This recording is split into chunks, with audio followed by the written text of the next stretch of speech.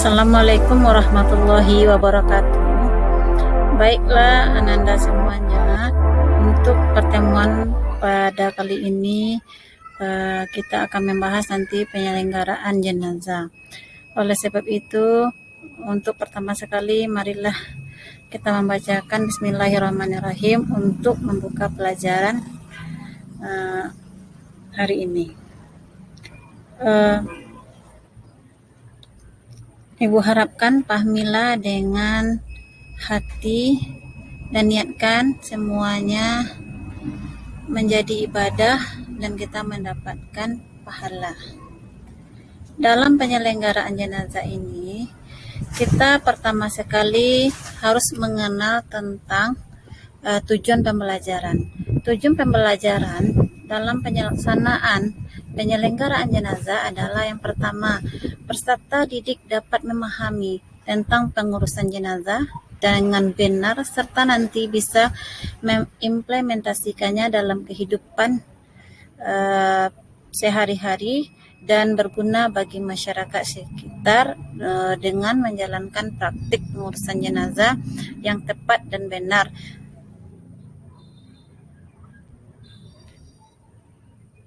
Dalam penyelenggaraan jenazah, ada 4 hal yang harus kita lakukan sebagai umat muslim. Yang pertama yaitu memandikan jenazah, kemudian mengafani jenazah dan menyolatkan jenazah, serta menguburkan jenazah. Ketika 4 hal ini dilakukan, maka hukum pelaksanaan penyelenggaraan jenazah telah terlaksana sebagai hukum fardu kifayah.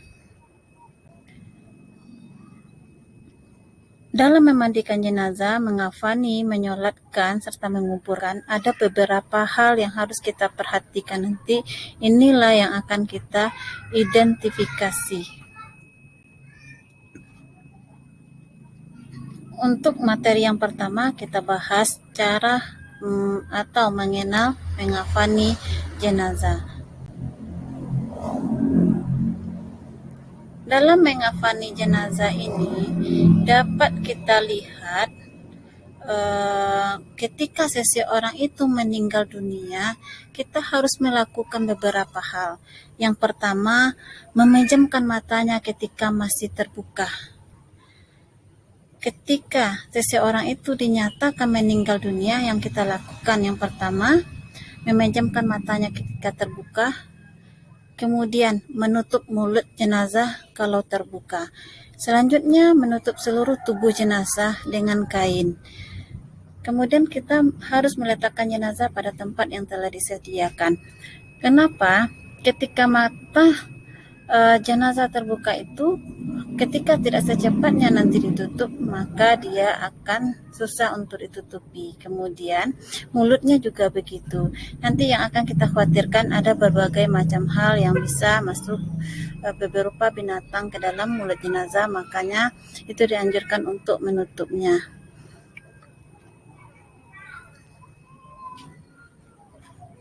Kemudian langkah awal yang harus kita siapkan untuk memandikan jenazah, kita harus mengetahui dulu alat-alat apa saja yang harus kita persiapkan untuk memandikan jenazah. Yang pertama sekali kita harus menyediakan tempat memandikan jenazah. Yang pertama tempatnya itu harus tertutup. Kenapa harus tertutup? Karena untuk melindungi jenazah agar auratnya tertutup, kemudian tempat tersebut dikasih atap agar terhindar dari cahaya matahari atau teriknya panas. Kemudian kalau ada hujan bisa terlindungi. Kemudian sediakan baskom isi air atau ember. Kemudian di sana ada wangi-wangian, ada handuk, kemudian masker.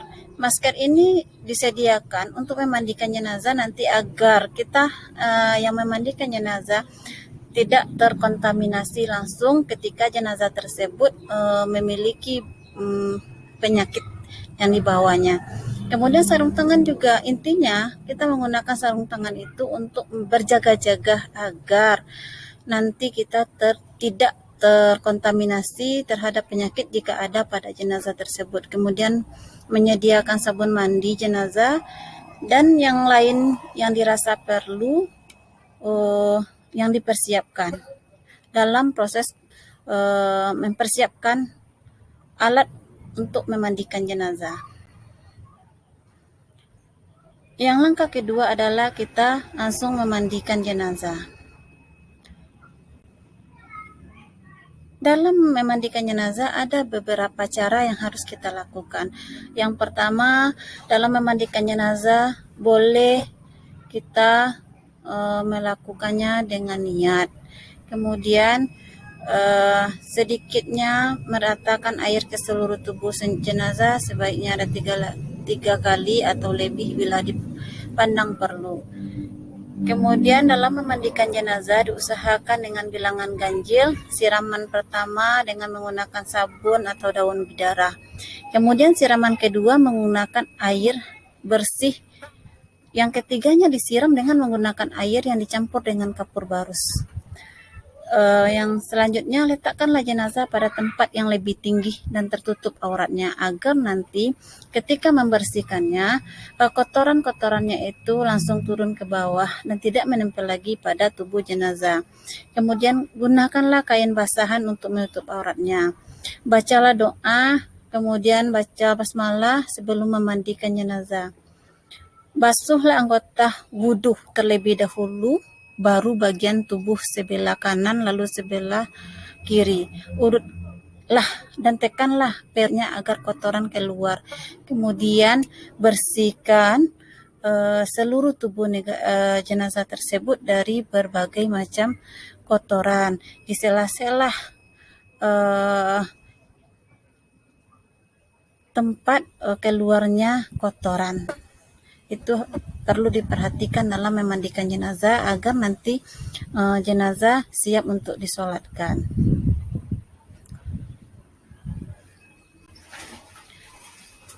Untuk memandikan jenazah ada beberapa hal yang harus kita perhatikan. Syarat wajib memandikan jenazah. Pertama itu jenazahnya mayat, otomatis itu dia beragama Islam, bukan orang kafir. Kedua, didapati tubuhnya sekalipun hanya sebagian tangan. Kenapa?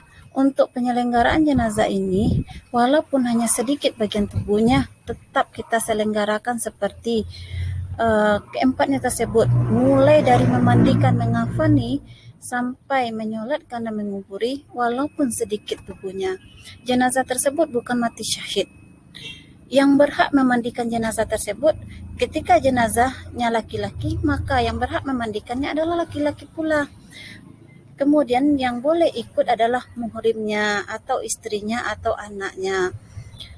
Kemudian yang kedua, yang lebih utama memandikannya adalah keluarga terdekatnya. Yang sesuai yang disampaikan tadi yaitu muhrimnya. Orang yang memandikan jenazah apabila mendapat sesuatu di dalam tubuhnya tidak boleh diceritakan kepada orang lain. Itu merupakan suatu aib bagi jenazah. Apabila tidak mendapatkan orang yang sejenis baru boleh untuk menggunakan lawan jenis. Tapi pada saat sekarang ini tidak ada hal itu terjadi. Kenapa? Karena sudah ada tim-timnya yang kebiasaan terjadi di daerah-daerah masing-masing. Begitu pula dengan jenazah yang perempuan, yang berhak memandikannya adalah perempuan, dimandikan oleh perempuan.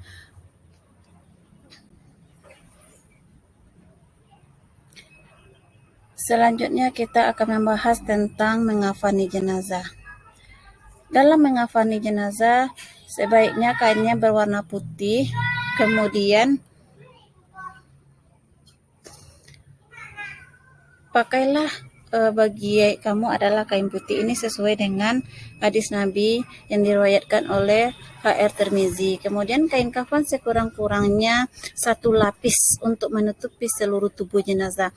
Tetapi disunatkan laki-laki 3 lapis dengan rincian 2 helai kain untuk baju dan sarung dan 1 helai untuk membungkus seluruh tubuh. Bagi perempuan menggunakan 5 helai baju tutup kepala, kerudung, cadar, dan 2 helai pembungkus seluruh tubuh jenazah. Apabila jenazah tersebut melakukan haji atau umroh, maka tidak boleh diberi harum-haruman dan jangan pula diberi tutup kepala. Begitu juga seterusnya. Kemudian menyolatkan jenazah. Rukunnya pertama niat, berdiri jika mampu, rakaat kedua membaca Al-Fatihah, rakaat kedua salawat, yang kemudian rakaat ketiga membaca doa untuk mendoakan jenazah, kemudian yang keempat untuk membacakan doa bagi yang ditinggalkan. Doa setelah takbir ketiga, kalau yang biasa kita pakai yaitu Allahumma fir lahu, dan juga sesuai jenis kelaminnya. Kemudian ha dan hu itu yang menentukan untuk laki-laki dan perempuan. Sebenarnya panjang doanya, tapi kita bisa pakai sampai ayat ini, Allahumma firlahu warhamhu wa'afihi wa'fu anhu, atau Allahumma firlaha warhamha wa'afihi wa'fu anha. Kemudian setelah takbir keempat kita membaca doa juga sesuaikan dengan jenis kelaminnya. Allahumma la tahrimna ajraha wa la taftina ba'daha wa fir lana walaha. Kemudian menguburkan jenazah. Dalam menguburkan jenazah merupakan kewajiban yang terakhir setelah dimandikan, dikafani, disolatkan, menguburkan. Hendaknya terlebih dahulu kita menyediakan lubang kubur, kemudian membuatnya hendak diperhatikan kedalamannya, yaitu setinggi dada orang dewasa, tidak sampai tercium bau busuk nanti ketika setelah dikuburkan. Kemudian ada sabda Rasulullah, buatlah olehmu lubang lahat untukku dan pasangkanlah di atasku batu bata, sebagaimana dibuat pada kubur Rasulullah. Itu diriwayatkan oleh hadis atau sunnah Rasulullah, yaitu HR Imam Ahmad dan Imam Muslim. Ini ada tugas yang harus Anda selesaikan, maka jawablah pertanyaan ini nanti dengan sebaik-baiknya.